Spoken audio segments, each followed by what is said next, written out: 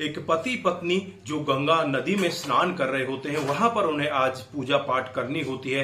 दोस्तों, जैसे ही वो गंगा नदी में डुबकी लगाते हैं, तभी वहां पर पति के हाथ में एक टोकरी आकर टकरा जाती है।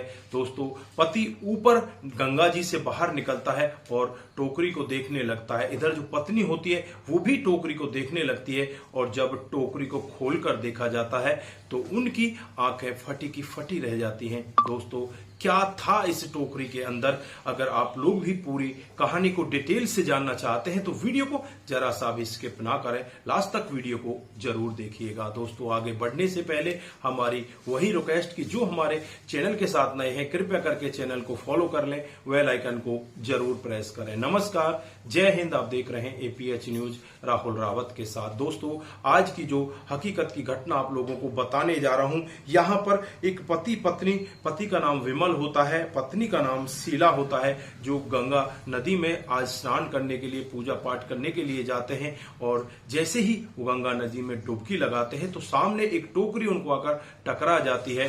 दोस्तों, जब उस टोकरी को खोलकर देखा जाता है तो उसमें एक बच्चा उन्हें दिखाई देता है, जो लड़का होता है। दोस्तों, देखने में लग रहा था कि ये बच्चा ज्यादा से ज्यादा 5 या 6 दिन का हो सकता है, लेकिन बहुत ही ज्यादा दुबला पतला। ना तो ये बच्चा रो रहा था, ना ही कुछ मूवमेंट इस बच्चे की हो रही थी। अब ये माता पिता एकदम से सोच में पड़ जाते हैं कि ये बच्चा पता नहीं किसी ने मरा हुआ डाल दिया है या कुछ और वजह हो सकती है। लेकिन जब उसके सीने पर हाथ लगाकर देखते हैं तो वो बहुत ही ज्यादा गर्म होता है। तो माता पिता को लगता है कि ये बच्चा अभी जीवित है, इसका इलाज कराया जाए, इसे हॉस्पिटल में ले जाया जाए। दोस्तों, उसके बाद जो माता पिता होते हैं अब इस बच्चे को नदी में से निकालकर उसे नजदीकी हॉस्पिटल में ले जाते हैं। वहां जाकर डॉक्टर साहब इस बच्चे को एडमिट कर लेते हैं। दोस्तों, एडमिट होने के बाद इस बच्चे की देखरेख की जाती है और वहां पर इसका उपचार चलता रहता है। इधर यहां पर पुलिस भी आ जाती है,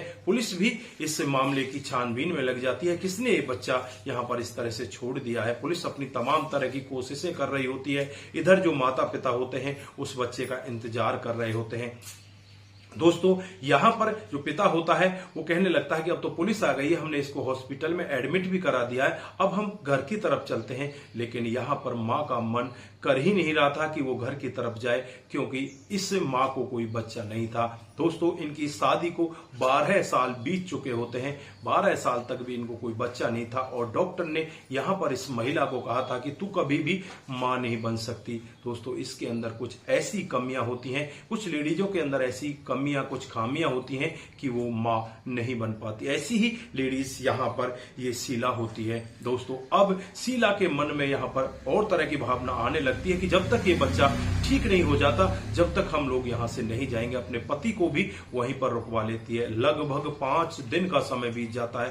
5 दिन के बाद जब इस बच्चे को होश आता है तो मां बहुत ही ज्यादा खुश होती है, क्योंकि इस बच्चे के लिए ही ये मां यहां पर रुकी हुई थी। दोस्तों, जब डॉक्टर साहब इसके चेकअप कर रहे होते हैं तो पता चलता है इस बच्चे को बहुत ही ज्यादा निमोनिया है, कई तरह की इसको बीमारियां हुई पड़ी हैं। दोस्तों, 5-6 दिन के बाद जब इस बच्चे का इलाज ठीक ठाक तरीके से हो जाता है तो यहां पर ये बच्चा इन माता पिता को दे दिया जाता है। उससे पहले जो पुलिस वाले होते हैं वो कहने लगते हैं कि आप लोग इस बच्चे के लगते क्या हो? तो यहां पर वो कहते हैं कि बस हमें तो ये गंगा नदी में मिला है। लेकिन यहां पर जो शीला होती है वो कहने लगती है कि मैं इस बच्चे को एडॉप्ट करना चाहती हूं, इस बच्चे को गोद लेना चाहती हूं, इसको पालना चाहती हूं। पुलिस वाले भी सोचते हैं कि यार अच्छी बात है, इस बच्चे को हमें अनाथ आश्रम में जाकर करना है, इससे बेहतर यही होगा कि हम इस बच्चे को इन्हें ही दे दें। दोस्तों, यहां पर इन माता पिता को ये बच्चा दे दिया जाता है। अब इस बच्चे को लेकर माता पिता अपने घर पर पहुंच जाते हैं। वहां पर इस बच्चे का ऐसे स्वागत किया जाता है जैसे मानो इनका ये अपना ही बच्चा हो। दोस्तों, इस बच्चे का नाम एकांत रखा जाता है। माँ यहाँ पर बच्चे के साथ धीरे धीरे करके खुश रहने लगती है। ये बच्चा धीरे धीरे करके बड़ा होने लगता है। दोस्तों, ये पढ़ाई भी अच्छे से करने लगता है। पढ़ने लिखने में ये लड़का बहुत ही ज्यादा होशियार होता है। शीला के पास धन दौलत की तो कोई कमी नहीं होती, पैसा काफी अच्छा होता है, बच्चे को अच्छे स्कूल में पढ़ाया जाता है। पहले ये बच्चा +2 पास करता है, उसके बाद अपनी ग्रेजुएशन की पढ़ाई पूरी कर लेता है। अब यहाँ पर एक बहुत ही अच्छी प्राइवेट कंपनी में इसे जॉब मिल जाती है और वहीं पर जॉब करने लगता है।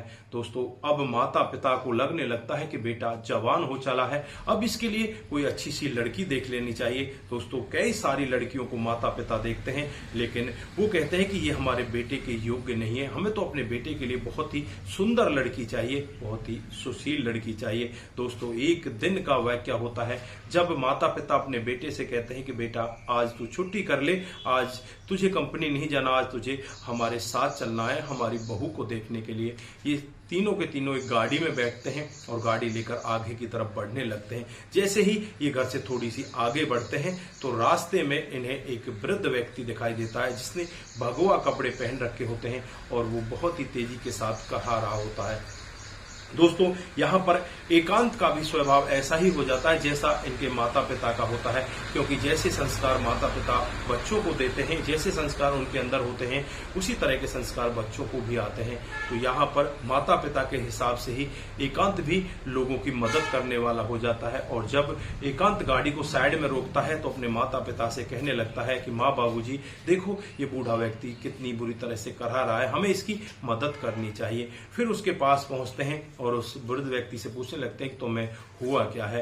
वो बिल्कुल बोल ही नहीं पा रहा था, मानो उसे बहुत बड़ी बीमारी ने जकड़ रखा है। दोस्तों यहाँ पर ये तीनों लोग मिलकर उस वृद्ध व्यक्ति को अपनी गाड़ी में बिठाते हैं और गाड़ी में बिठाकर उसे नजदीकी हॉस्पिटल में ले जाते हैं। वहां जाकर डॉक्टर साहब जब इसका चेकअप वगैरह करते हैं तो पता चलता है कि इसके फेफड़े ही खत्म हो चुके हैं। ये तो बहुत ही ज्यादा बीमार है क्योंकि इसने नशे का बहुत ज्यादा सेवन किया है। दोस्तों कई दिन की बड़ी मशक्कत के बाद वो ठीक होता है। आज यहाँ पर माता पिता और ये लड़का जहां पर लड़की देखने जा रहे थे उस प्लान को भी कैंसिल कर देते हैं कि किसी दिन फिर देख कर आ जाएंगे, आज इस व्यक्ति की हमें मदद करनी चाहिए। दोस्तों उसकी मदद करते हैं और जो भी पैसा उसके इलाज में लगता है ये पैसा देते हैं। दोस्तों 5 दिन के बाद ये व्यक्ति भी ठीक हो जाता है और ठीक होने के बाद जब इससे वो पूछने लगते हैं कि तुम्हारा जीवन ऐसे कैसे हुआ, तुम नशा इतना क्यों करते हो, तुम्हारे जीवन में कोई और नहीं है क्या, तुम्हारा परिवार नहीं है, तुम्हारे बच्चे नहीं है। इस तरह से यहाँ पर ये लड़का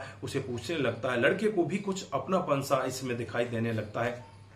अब लड़के से ये बाबा कहने लगता है कि ऐसा कुछ भी नहीं है, बस हम तो किस्मत के मारे हुए हैं, हमारे साथ में बहुत ही गलत हुआ है। दोस्तों ये वृद्ध व्यक्ति अपना नाम नरेश बताता है और कहता है कि जब मेरी शादी हुई थी हम बहुत ही खुश थे, लेकिन बहुत बुरी लत पड़ जाती है कि मैं शराब का आदी हो जाता हूँ, बहुत ज्यादा शराब पीने लगता हूँ, मैं कभी भी अपनी पत्नी का ख्याल नहीं रखा करता। दोस्तों मेरी पत्नी गर्भवती हो जाती है और एक दिन का वाकया होता है, मेरी पत्नी एक बच्चे को जन्म देती है और जन्म देते ही पत्नी की मौत हो जाती है। अब जो बच्चा होता है मुझे वो दुश्मन दिखाई देने लगता है, मुझे लगता है कि इसने ही अपनी मां को खा लिया है। मुझे वो बच्चा इतना गलत दिखाई देने लगता है कि उस बच्चे की कोई भी परवरिश नहीं होती। अब यहाँ पर अपनी पत्नी का दाह संस्कार तो कर देता हूँ, उसके बाद उस बच्चे की कोई भी देख रेख नहीं होती, तो मुझे लगता है कि ये बच्चा भी अब मर चुका है, क्योंकि वो भी अब ना तो कोई मूवमेंट कर रहा था ना ही उसमें कोई आवाजें थी। तो अब यहाँ पर ये व्यक्ति वहां से उस बच्चे को उठाता है, उठाकर एक टोकरी में बंद करता है और गंगा नदी में प्रवाहित कर देता है। दोस्तों उसके बाद ये फिर ज्यादा शराब पीने लगता है और इसकी हालत आज ऐसी हो जाती है। दोस्तों अब यहाँ पर जो शीला होती है उसका गुस्सा 7वें आसमान पर होता है, उसकी आंखों में मानो खून उतर रहा हो। दोस्तों वो यहाँ पर इस व्यक्ति के पास आती है और इसको एक चढ़कर तमाचा लगा देती है और इससे कहने लगती है कि तुझे शर्म आनी चाहिए, तूने इतने छोटे से बच्चे को मरने के लिए छोड़ दिया। उस समय उस बच्चे को हॉस्पिटल की जरूरत थी, तुझे उस बच्चे को हॉस्पिटल में ले जाना चाहिए था और तूने उसे गंगा नदी में छोड़ दिया। तूने ये कहकर अपने आप से ये बोझ उतार दिया कि इसने अपनी मां को खा लिया है। ये तेरा जीवन नहीं है, तूने तो बहुत ही गलत काम किया, तुझे तो बहुत बड़ी सजा मिलनी चाहिए। अब ये वृद्ध व्यक्ति जो लगभग अब ठीक हो चुका था वो रो रहा होता है और रोते हुए कहने लगता है कि मुझसे बहुत बड़ी गलती हुई है। दोस्तों अब यहाँ पर जो शीला होती है वो और भी ज्यादा क्रोध दिखाती है और गुस्से में यहाँ पर उसका बेटा जो होता है उसे रोकने लगता है कि बेटा कहता है कि माँ इस बुजुर्ग व्यक्ति पर आप क्यों गुस्सा दिखा रही हो। तो यहाँ पर ये अपने बेटे एकांत को बताती है कि बेटा इस बुजुर्ग व्यक्ति पर गुस्सा दिखाना बनता है। इसने अपने छोटे से मासूम से 5-6 दिन के बच्चे को इस तरह से गंगा नदी में छोड़ दिया था। उस समय उस बच्चे को हॉस्पिटल की जरूरत थी, इसने इसको इस तरह से अनाथ बनाकर गंगा नदी में छोड़ दिया।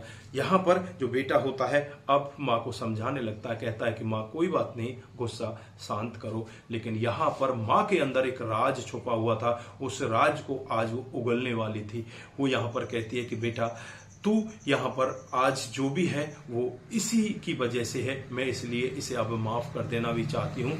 मैं इसके साथ ज्यादा कुछ नहीं करना चाहती, क्योंकि तू इसी का बच्चा है। जब इसकी कहानी मैंने सुनी तो मुझे गुस्सा आ गया, क्योंकि जब मैं और तेरे पिताजी गंगा नदी में स्नान करने के लिए गए थे, वहां पर एक टोकरी हमें आकर टकराई थी और उसी टोकरी से तू हमें मिला था। उसके बाद 5 दिन हमने तुझे हॉस्पिटल में रखा था और 5 दिन के बाद तुझे होश आया था। दोस्तों अब यहाँ पर जो बुजुर्ग व्यक्ति होता है नरेश, वो यहाँ पर इन सबसे माफी मांगने लगता है और अपने बेटे को कहने लगता है कि बेटा आजा, तू मेरे गले लग जा। लेकिन बेटा यहाँ पर उसे मना करता है, कहता है कि मैं तेरा बेटा नहीं हूँ, मेरे माता पिता तो यही है, इन्होंने मुझे पाल पोस कर बड़ा किया है, यही मेरे माता पिता है, तू मेरा पिता कहलाने लायक है ही नहीं।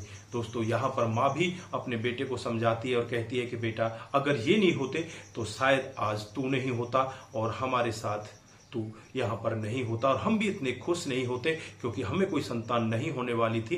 परमात्मा का शायद यही विधान था कि इसी तरह से तू हमें मिलना था और आज हमें तू मिल गया और आज हम लोग बहुत ज्यादा खुश हैं, तेरे लिए बहू भी देख रहे हैं। लेकिन आज अगर ये तुम्हें इस तरह से नदी में नहीं छोड़ते तो तुम हमें कहाँ से मिलते।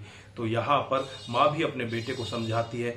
यहाँ पर बेटा कहता है कि माँ मैं आपकी बात मान लेता हूँ, लेकिन मैं कभी भी इनके साथ नहीं जाऊंगा, मैं आपके साथ ही रहूंगा, आपको ही अपना माता पिता कहूंगा। तो यहाँ पर जो बुजुर्ग व्यक्ति होता है वो भावुक हो जाता है। इधर ये तीनों के तीनों माता पिता और बेटा तीनों के तीनों एक दूसरे के गले लिपट कर रोने लगते हैं। ये तीनों के तीनों भावुक हो जाते हैं।